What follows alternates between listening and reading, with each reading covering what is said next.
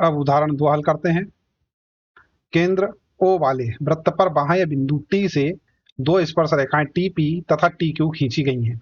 सिद्ध कीजिए कि angle P T Q is equal to two angle O P Q. ठीक है, यहाँ पर हमारे पास क्या है, कोई वृत्त ये दे रखा है, केंद्र ओ वाला वृत्त, इसका एक बाह्य बिंदु क्या है, टी है, और टी बिंदु से क्या है, दो स्पर्श रेखाएं टीपी, ये टीपी और टी क्यू खींची गई है, जहां पी और क्यू क्या है, स्पर्श बिंदु है। तो ये बिंदु पी और क्यू स्पर्श बिंदु है, ये अपने को यहाँ पर इतना दे रखा है। ठीक है, सिद्ध करना है अपने को angle P T Q is equal to two angle O P Q, ये अपने को सिद्ध करना है। उपपत्ति माना एंगल पी टी क्यू जो है वो क्या है, थीटा है, तो इसको अपन ने मान लिया ये थीटा के बराबर है। करेक्ट है। अब आगे काम करते हैं अपन यहाँ पर। देखो बच्चों, प्रमेय 10.2, प्रमेय 10.2 क्या बोलती है कि किसी भी बाह्य बिंदु से खींची गई स्पर्श रेखाओं की लंबाइयां बराबर होती है। तो इसका मतलब क्या हो जाएगा कि ये जो पीटी है और जो टी क्यू है, ये दोनों क्या होंगी, बराबर होंगी। ठीक है, आधी बात समझ में। और जब ये दोनों बराबर हैं तो इसका क्या मतलब है कि ये वाला जो एंगल है और ये वाला जो एंगल है, ये दोनों क्या होंगे, बराबर। क्यों? क्योंकि ये समद्विबाहु त्रिभुज बन जाएगा। ठीक है, जब समद्विबाहु त्रिभुज है तो अपने को मालूम है इसके दो कोण जो होंगे वो क्या होंगे, बराबर होंगे। तो यहाँ पे लिख लेते हैं, इसलिए त्रिभुज टीपी क्यू एक समद्विबाहु त्रिभुज है, और जब समद्विबाहु हुए तो इसके कोण टी पी क्यू और टी क्यू पी क्या होंगे भैया, बराबर होंगे। आ रही बात समझ में। अच्छा, इतना करने के बाद अपन आगे चलते हैं। देखो, ये वाला कोण प्लस ये वाला कोण प्लस ये वाला कोण, इन तीनों की कोणों की जोड़ कितनी होगी, 180 डिग्री होगी, अपने को अच्छे से मालूम है। ठीक है, तो अपन यहाँ पे लिखते हैं त्रिभुज टीपी क्यू में क्या, angle TP Q T P Q T Q P. ठीक है, और प्लस थीटा ये वाला कोण है ना, इन तीनों की जोड़ कितनी है, 180 डिग्री है।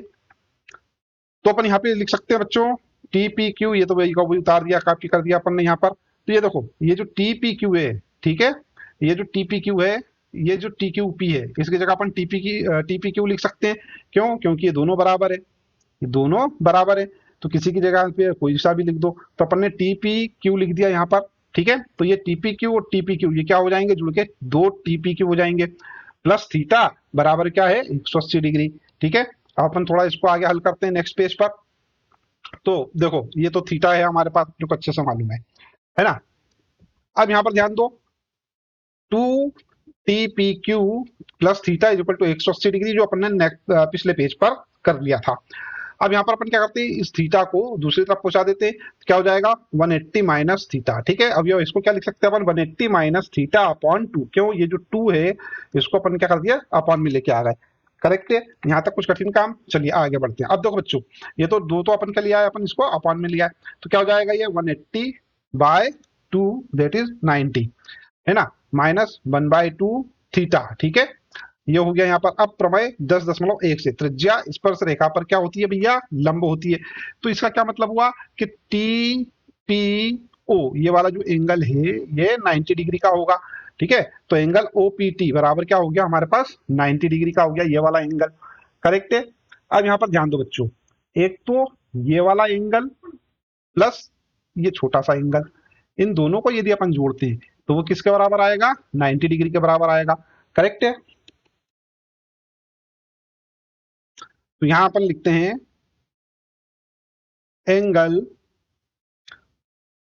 टी पी क्यू प्लस अब ये वाला एंगल ओ पी क्यू। ठीक है, एंगल ओ पी क्यू ये क्या हो जाएगा, 90 डिग्री, दोनों की जोड़।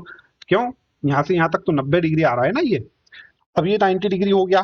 ठीक है, अब देखो टी पी क्यू तो ये है पूरा का पूरा, तो यहां पे लिख देता हूं मैं क्या, 90 थीटा 90 डिग्री माइनस 1/2 थीटा। ठीक है, और प्लस प्लस में ओपी क्यू। ओपी क्यू कितना है, अच्छा ये ओपी क्यू तो अपने ज्ञात ही करना है, तो एंगल ओ पी क्यू बराबर में, यहां ध्यान दो बच्चों, 90 डिग्री है। ठीक है, हम इसको क्या कर सकते हैं, ये 90 को इधर ले आएंगे तो ये माइनस का हो जाएगा, ये वाला जो है प्लस का हो जाएगा। तो यहाँ पे से लिखता हूं मैं angle O P Q is equal to,